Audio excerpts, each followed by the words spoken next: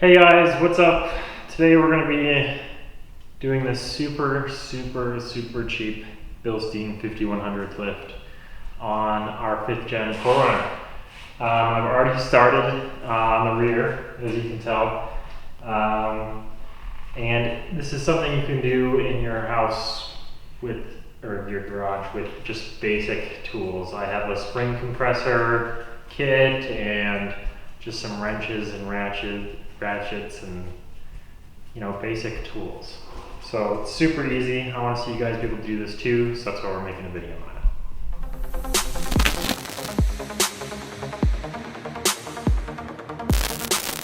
it. Alright, so like I said, I've already done this rear section here. Shock is in. I've got a spacer for the bump stop, and the spring is also in. It's really not that hard. You're just going to be using a 17 up here to loosen this, and you can hold here at the top of the shock to make sure it doesn't spin. And then it's also a 17 at the bottom down here. Super easy. And then I used these spring compressors. Got them up in here on the spring and compressed it, and I had to do this while the shock was out, and I had to release this bolt here on the sway bar. If you don't have KDSS, you can just remove your whole sway bar and reinstall it when you're done for the front and rear. But KDSS makes it a little bit harder. So now we're going to move on to the next side and show you what that looks like to begin with. Alright, so here's the reason why we're doing this in the first place. Rusty shock housings. So yeah, you're just going to take your 17 right up in there. Apparently these ones don't have a thing, so you're going to have to get, I used vice grips and got them up on top of the threads there. And then a 17 down here on the bottom. And I've already removed this bolt in preparation for this side of the axle to drop down far enough to get the spring out. So yeah, we're gonna get started on that. Alright, so here's how I got it off. You really gotta force some vice grips in this tiny little space you got here, and then just have barely enough room to put a 17 on it. And you're on the driver's side, you're pushing back this way.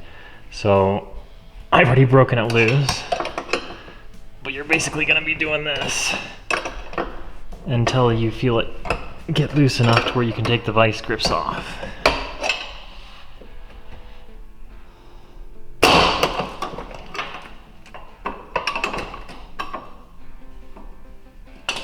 And then you should be able to just hold the shock itself and keep going. Just got the spring out, and this side was way easier than the other side. I'm not really sure why.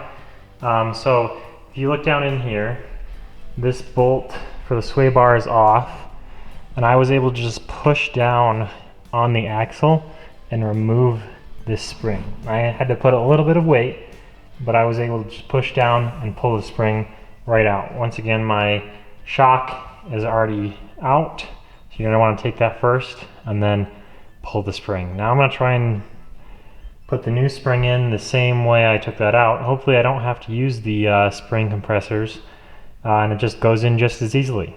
Alright, so I've got the new spring in, and it does kind of matter where you place your spring compressors so you can reach your bolt heads on the bottom here. This side I'm having to use the wrench. I think on the other side I'll be able to use the ratchet because I can get it in here. But just make sure that when you start to put it in, you're going to have enough room to take them completely off. I've gotten stuck before where I have to retighten them, take the spring back out, loosen them, move them, retighten them, put the spring back in, and do the whole thing over again. So just make sure you don't have to do the whole thing over again because it just sucks. But yeah, it's really this simple. You just throw these spring compressors on, you throw it in there, take the spring compressors off. And then we're going to throw the shock on and throw that bolt in, and this side will be done. Alright, so the spring is in. I took both the compressors off. Then I installed the bottom of the shock first, then pushed down on the shock to get it into the hole. Now with the axle just being loose and hanging here, it won't go up all the way. So I jacked up, or I should say I asked my wife to jack up this on the bottom of the shock mount here, and then aligned the shock so that it goes right into the center of the hole, and it's kind of, you know, pushing up against it. Then I put on the rubber bushing, your metal cap, and on the knot. Now I'm just going to tighten that down till I deem it good. I don't know if there's a torque spec for this. I did see online someone say something about 22 foot-pounds, but I don't know how you're supposed to get a torque wrench in here in the first place. So we'll see. Happen to know if this is supposed to be torqued and what it's torqued to, go ahead and leave that in the comments. I personally, though, just like to tighten it down until this rubber bushing here is basically filled out the entire metal plate on both sides. So I'm feeling it down here, it's basically in line, and same thing up here. So yeah, now we just have that last bolt to put in and the lower shock bolt. Alright, so I've got this last bolt in, and this is the last step at the rear.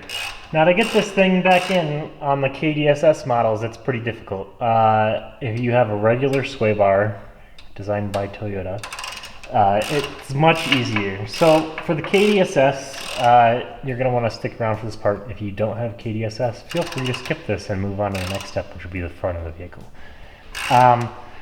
But you basically are putting a jack just so it touches the edge of this bolt hole right here. And you're going to put your foot on the bar somewhere, and you're going to try and force it back into this slot. For some reason it just doesn't line up, you know, perfectly. And it's going to take some fighting. I struggled for about 20 minutes to get it back on. So welcome to KDSS land.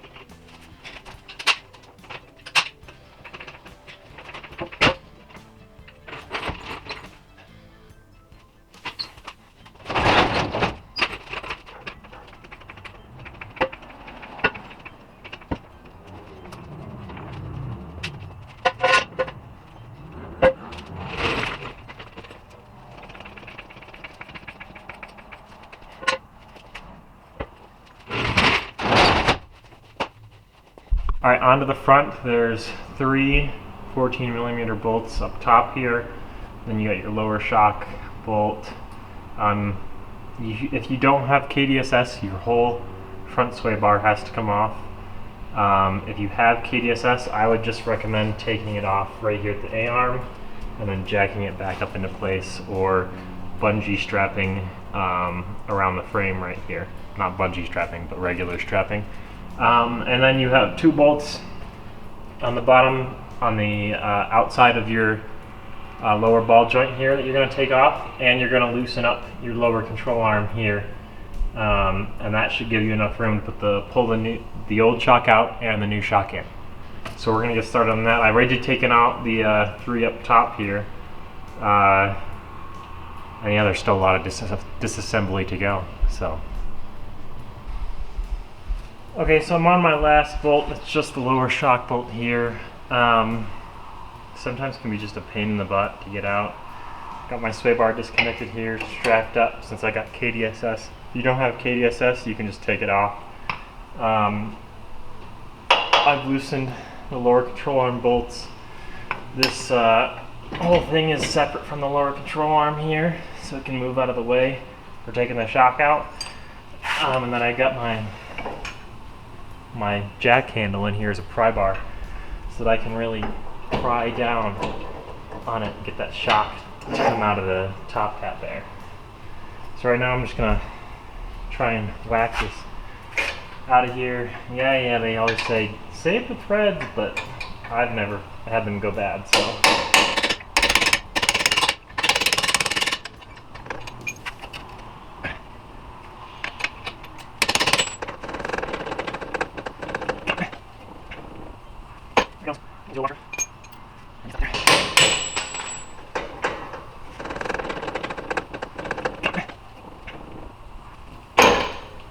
There it goes.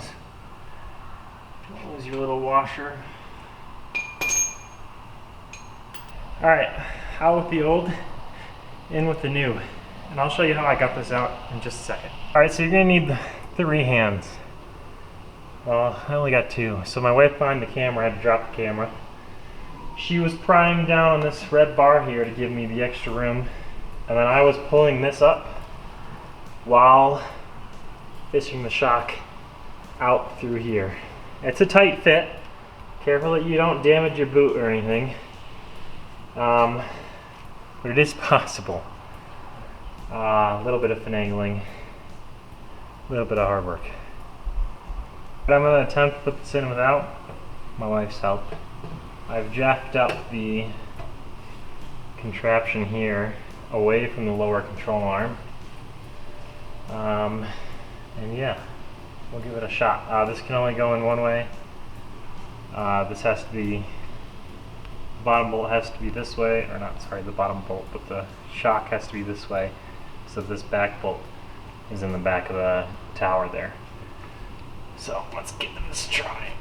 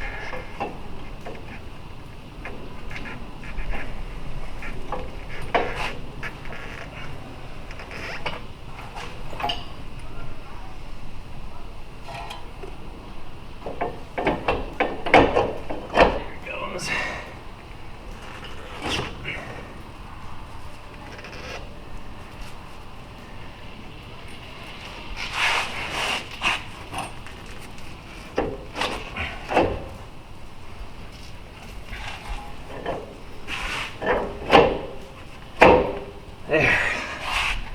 It's possible, it's just a pain.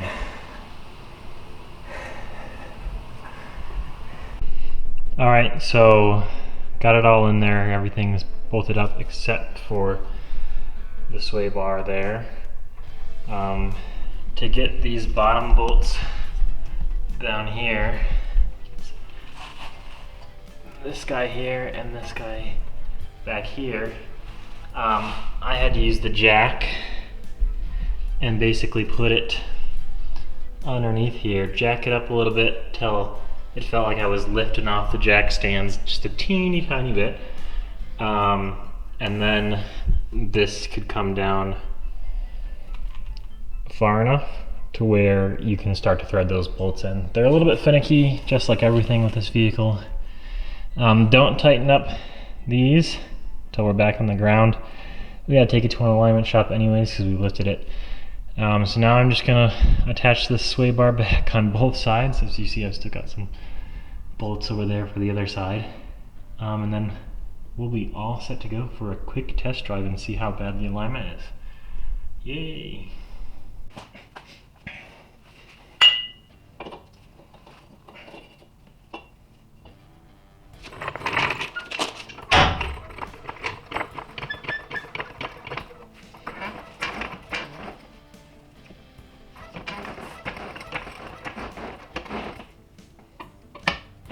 Can I let this down, should it?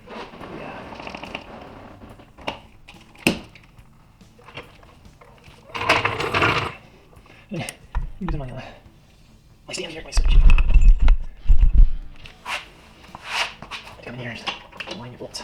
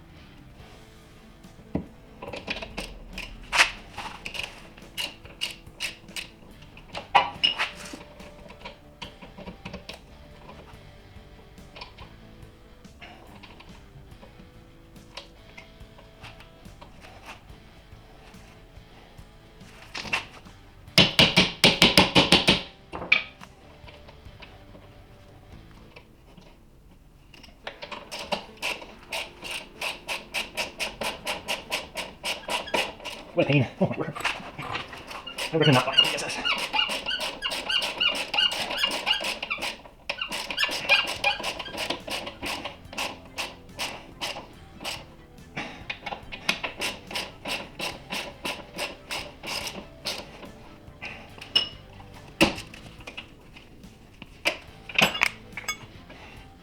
Alright, this side's all together. Now, don't forget, got the wheel back on, and then tighten these bolts back up. It's got to be sitting on the ground before you, or before I do.